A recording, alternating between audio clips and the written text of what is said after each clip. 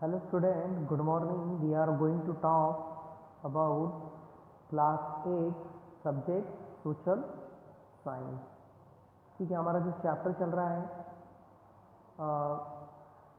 Chapter 7 external forces responsible for changes. जैसे हमने इसका आपको मीनिंग्स बताया था कि जो एक्सटर्नल फोर्स होते हैं, बाहरी जो बल होते हैं, एक्सटर्नल मीन्स बाहरी होता है, फोर्सेस मतलब दबाव होता है, प्रेशर्स होता है।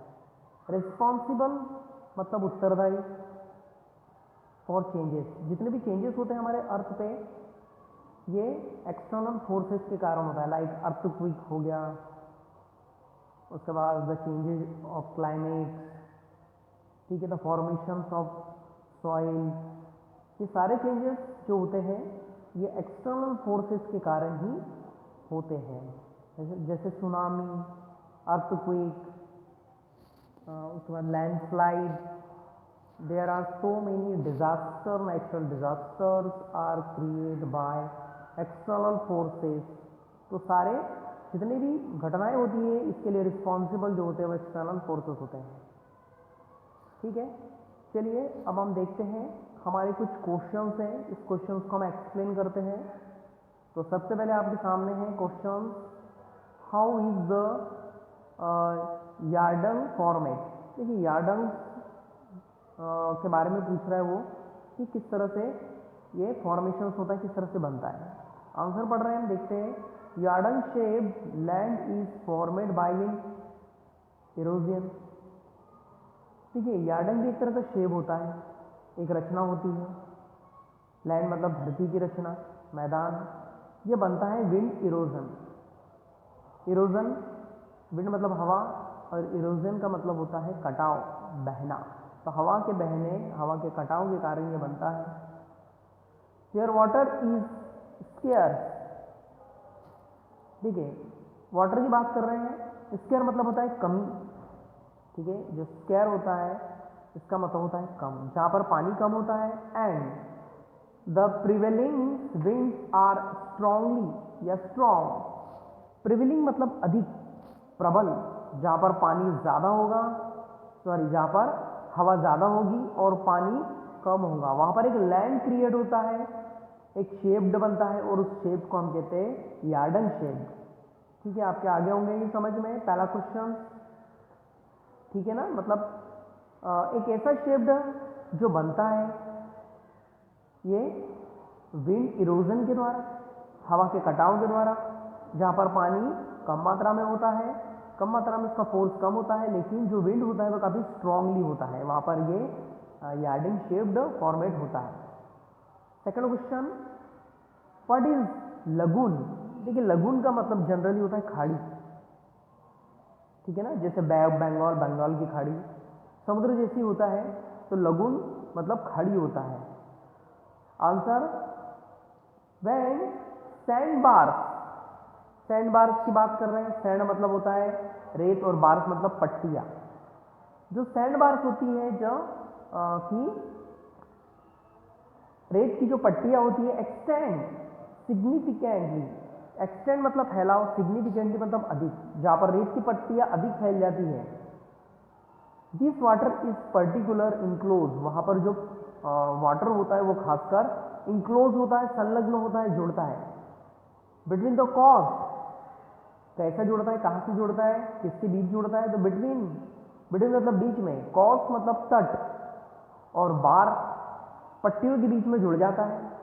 इस तरह से हम जो स्ट्रक्चर बनता है उसको हम लगून कहते हैं। तो लगून क्या होता है भाई, लगून जो होता है एक खास बनावट होती है, जो रेत की पट्टियां जो वो फैलती है और फैलने के बाद में ये अंदर की ओर इनक्लोज्ड हो जाती है।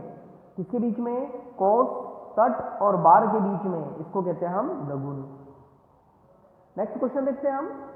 Right the factors that help in soil formation. हमको बताना है कि ऐसे कौन से फैक्टर है, ऐसे कौन से कारक है, ऐसे कौन से प्रभाव है जो सॉइल फॉर्मेशन, मिट्टी को बनाते हैं। चलिए देखते हैं हम। The weathering and erosion process. देखिए वेदरिंग, वेदरिंग का मतलब होता है कि जहां पर पानी, जहां से पानी निकल जाता है, है ना, पानी निकल जाता है और एक शेप बन जाता है, ठीक है। तो इसको कहते हैं वेदरिंग। इरोजन प्रोसेस, इरोजन मतलब आपको पता ही है मिट्टी का कटाव या फिर जो कि विंड इरोजन हो सकता है, ठीक है। इरोजन मतलब उड़ा कर लेके जाना, बहा के लेकर जाना। हटना, इरोजन मतलब हटना होता है। तो ये दो प्रोसेस, एक तो वेदरिंग प्रोसेस और एक इरोजन प्रोसेस के द्वारा किसका होता है भाई, ये रॉक में से पानी निकल जाएगा, रॉक जो है वो इरोजन हो जाएगा उसका, फॉर्म द सॉइल, और उसके द्वारा ही सॉइल बनता है। मतलब हम जनरली कह सकते हैं कि रॉक जो चट्टानें होती है उसके द्वारा ही सॉइल का निर्माण होता है। एक तो वेदरिंग की घटना, पानी का निकल जाना उसमें से, और दूसरा उसकी परत जो होती है, रॉक्स की परत जो होती है वो उसका बह जाना, उड़ जाना, हट जाना। The helping agent in soil formation, agent मतलब जो सहायता करता है हमें, हमारी जो सहायता करता है, ठीक है ना, उसको हम एजेंट कह सकते हैं या फिर घटक बोल सकते हैं हम जिसको। तो ऐसे घटक हमारी सहायता करता है in soil formation. Soil formation में, मिट्टी के बनाव में, आर बेड मतलब फैला होता है, या और पैरेंट रॉक्स का मतलब होता है जो मूल चट्टान, उसको पैरेंट रॉक्स कहते हैं। सरफेस शेप क्लाइमेट, उसके बाद में जो सरफेस का शेप होता है, उसके बाद क्लाइमेट, उसके बाद में टाइम होता है, उसके बाद वेजिटेशन और एंड क्रिएचर्स। मतलब कहने का मतलब है कि मिट्टी का जो निर्माण होता है वो किसकी मदद से होता है। सबसे पहले तो वेदरिंग की घटना होती है, उसके बाद रॉक्स का इरोजन होता है, साथ में कुछ एजेंट्स होते हैं जो कि सॉइल को बनाने में मदद करते हैं। जैसे कौन से एजेंट्स है भाई, बेड फैलाव, मिट्टी का फैलाव या फिर रॉक्स का फैलाव, या फिर पैरेंट रॉक्स, ठीक है, जो मूल चट्टान होती है। सरफेस शेप, उसके बाद में चट्टान का शेप की सरफेस कैसी है, उसका वहाँ का क्लाइमेट कैसा है, उसके बाद में वहाँ की वनस्पति कैसी है। और क्रिएचर मतलब बनावट, बनना। ये सारे जो होते हैं ये मदद करते हैं, ये सारे एजेंट होते हैं जो मदद करते हैं सॉइल फॉर्मेशन के लिए।